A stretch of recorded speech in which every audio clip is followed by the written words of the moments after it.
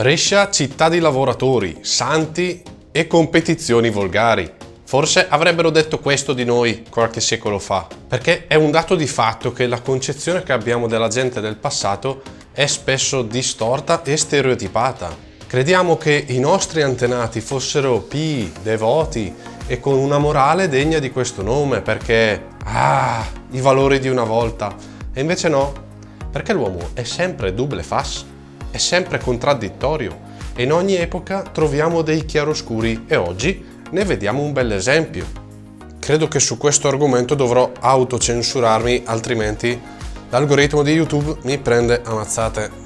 Durante il Medioevo le festività religiose, fatte di grandi celebrazioni e processioni, erano sempre affiancate da momenti più popolari e profani, come ancora oggi quando si vedono le sagre di paese.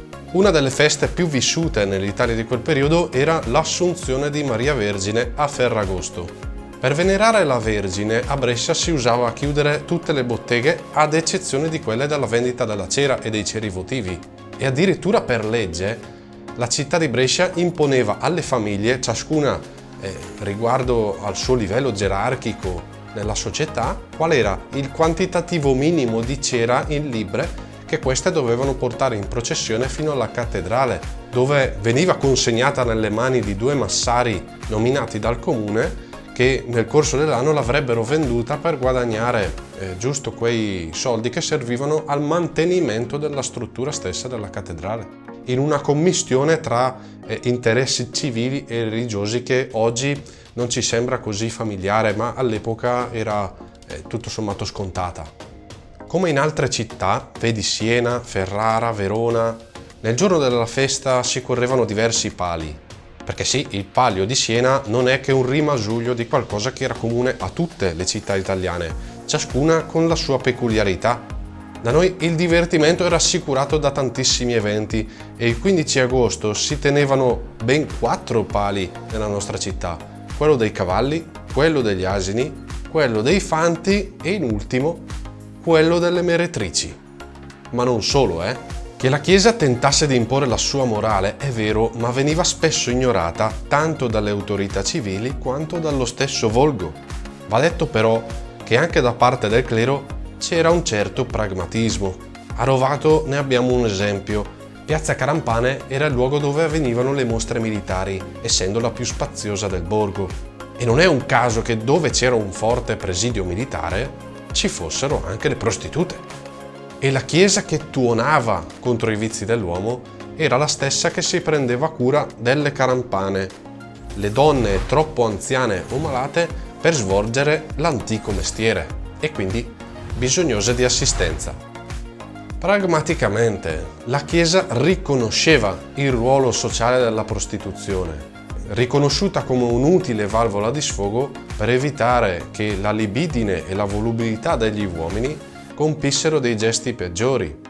Persino Sant'Agostino nel De Ordine disse: «Togli via le meretrici dalla vita umana e guasterai tutto col malcostume». E persino San Tommaso d'Aquino riprese questo ragionamento. Certo, una mentalità che si discosta molto sia da quello che dice la Chiesa oggi che anche da quello che è un po' il sentimento comune. Fatto sta però che all'epoca la popolazione non disprezzava proprio di per sé la presenza delle prostitute, anzi, certuni, fino a tempi tutto sommato recenti, la vedevano anche come un modo per svezzare i giovanotti. E forse anche per questo le prostitute erano viste un po' come quell'elemento un po' iniziatico da tabù, oscillante fra la celebrazione goliardica e la derisione. Dopotutto, che cos'è il puttantour se non un fenomeno di questo tipo che coinvolge di solito i neopatentati? Tornando alla festa dell'Assunta a Brescia e delle sue corse, quando abbiano avuto inizio queste tradizioni non lo sappiamo di preciso, dato che la prima volta che compaiono nei documenti è nel 1273, quando il capitano Guglielmo Brunello reggeva la città per mano di re Carlo d'Angiò, che l'aveva occupata. È da presumere tuttavia che in quell'anno si fosse semplicemente codificata quella che era un'antica consuetudine cittadina, che affondava le sue radici a chissà quando. In pratica era stato fotografato uno stato di fatto che durava da chissà quanto tempo. Con gli statuti del 1385, modificati sotto Gian Galeazzo Visconti, si obbligarono anche i comuni del contado, a capo di fortezze, di fornire alla città dei pali con drappi.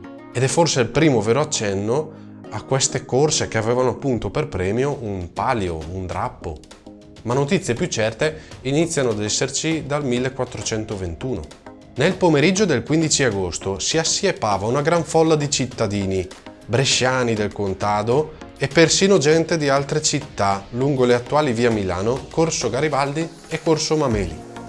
Un banditore e 3 ministrali vestiti di bianco ed azzurro, coi colori della città dunque, e forniti di guanti di camoscio, imbracciavano le aste riccamente addobbate su cui erano issati i 4 pali, composti da drappi di preziose stoffe sgargianti.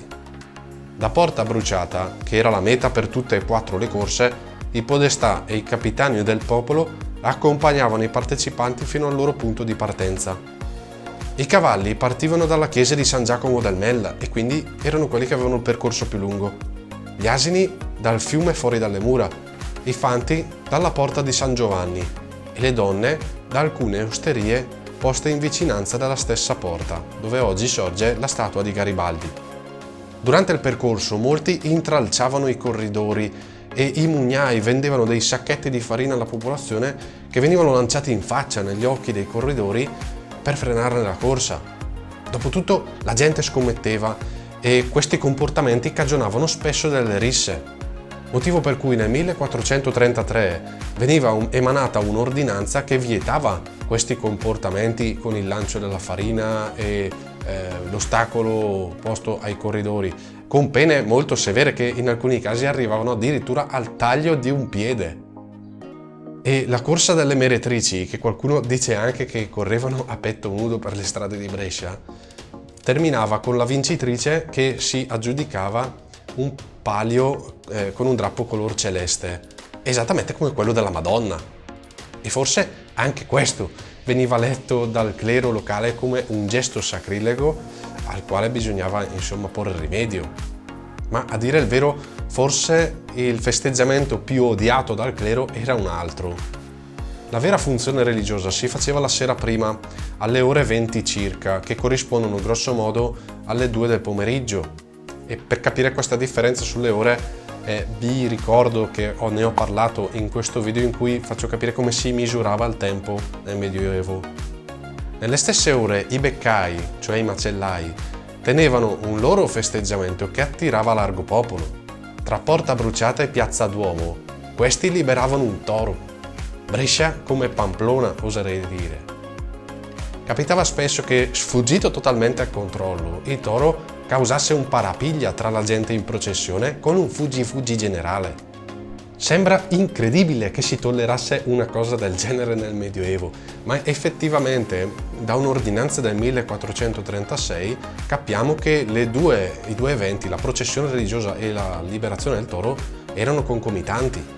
Perché in quell'anno capitò che i beccai ottennero il permesso di far correre di nuovo il toro dopo che era stato proibito, a patto che però lo liberassero dopo la funzione religiosa.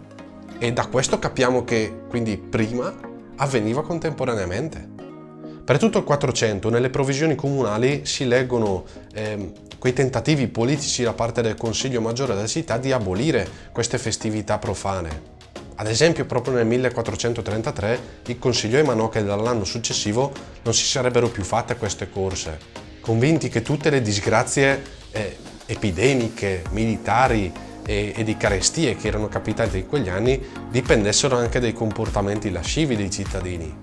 A quei pochi che nel Consiglio si erano alzati in piedi per difendere queste antiche tradizioni, come il signor Antonio De Vecchi, ritenendo che le antiche usanze dovevano essere rispettate sempre e comunque, il cancelliere Francesco Malvezzi li rimbeccava, sostenendo che proprio gli antenati avevano trascritto negli statuti civici tutte quelle usanze, quelle tradizioni storiche che dovevano essere salvaguardate, ma riguardo a questi pali si erano ben guardati dal trascriverli negli statuti.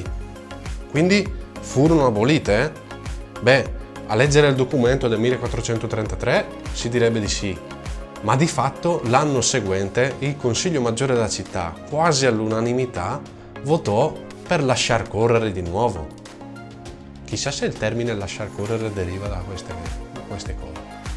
Insomma, clero ed autorità civiche erano d'accordo nell'abolire queste festività profane, ma se non avevano potuto gettare un colpo di spugna su queste tradizioni è proprio perché avevano subito nell'anno una forte pressione popolare che invece queste feste le voleva. Poi ci riprovarono ad abolirle nel 1936, ma anche quell'anno dovettero lasciar correre e infine arrivò il 1438. Con il grave assedio dei milanesi, ai pali si sostituirono solenni celebrazioni per invocare la protezione dal flagello della guerra, salvo poi riprendere le oscenità in grande stile 3 anni dopo, nel 1441. Che ci vuoi fare? Gli uomini promettono sempre di uscirne migliori, ma alla fine si continuò così, con un tira e molla durato tutto il secolo, e ci vollero gli anatemi del beato predicatore Bernardino da Feltre per far cessare queste vilipendiose cerimonie nel 1492, che da allora in poi non ripresero mai più. Pensate che questa tradizione di far correre le prostitute non era unica della città di Brescia. Se ne trovano alcune testimonianze, ad esempio a Firenze, ma soprattutto ad Ivrea, dove addirittura questa celebrazione, questa ricorrenza era trascritta negli statuti. Che mi dite adesso? Ho cambiato la vostra percezione sul pensiero e la pudicizia dei nostri antenati? Queste sono le cose che affascinano di più quando si studia la storia, perché scardinano ciò che crediamo di sapere sul passato e ci aprono uno sguardo sui sentimenti e il pensiero della gente di quei tempi. Per farvi un ultimo esempio, quando venivano costruite le grandi opere di quei tempi, come ad esempio le cattedrali, che erano forse i più grandi cantieri che potevano trovarsi nel Medioevo europeo, arrivava un sacco di gente e anche dei piccoli borghi esplodevano demograficamente in un lampo, perché attiravano un sacco di muratori, scalpellini, artigiani, che quindi attiravano anche lavoratori occasionali e mercanti che di solito erano di passaggio, e con questi arrivavano anche un sacco di prostitute. Di conseguenza, attorno ai cantieri delle cattedrali di solito fiorivano i bordelli. Ricordo di aver letto che durante il concilio di Costanza, avvenuto nei primi anni del 400, con tutto l'andirivieni di prelati, aristocratici e mercanti, la città aveva attirato migliaia di operai, facendolo esplodere demograficamente, e di fatto era sorta persino una baraccopoli. Ebbene, per quell'occasione, che riguarda un momento storico della Chiesa, a Costanza pare che fossero affluite 6.000 prostitute. Forse aveva capito tutto De André quando cantava di quel prete che portava in processione la Vergine in prima fila e Bocca di Rose poco lontano, portando a spasso per il paese l'amore sacro e l'amor profano. In quest'altro video smonto altri stereotipi storici che riguardano le donne e la vita nel matrimonio. Noi ci vediamo alla prossima!